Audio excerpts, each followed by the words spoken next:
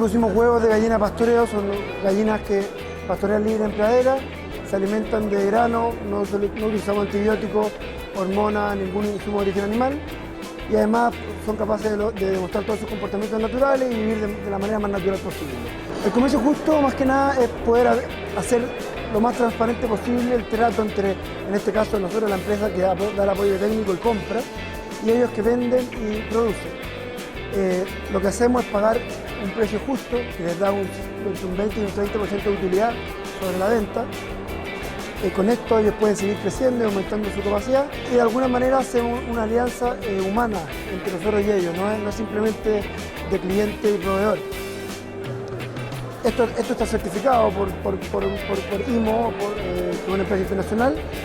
y que además aseguran que hay un trato humano no solamente con nuestros proveedores o con nuestros productores asociados, sino con nuestros trabajadores, con los otros proveedores de insumos, de otras cosas, que nos dan también una responsabilidad social empresarial. La verdad es que los resultados son más bien humanos. Hemos logrado una muy buena transferencia tecnológica a los productores, buenos rendimientos productivos, buenas utilidades por parte de ellos, y nosotros hoy día estamos haciendo un esfuerzo por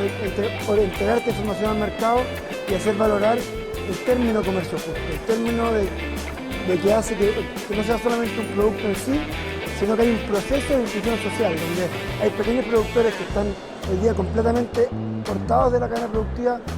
migrando a las ciudades, perdiendo la tradición de campo, que hoy día con estos modelos pueden reintegrarse a ser productores nuevamente.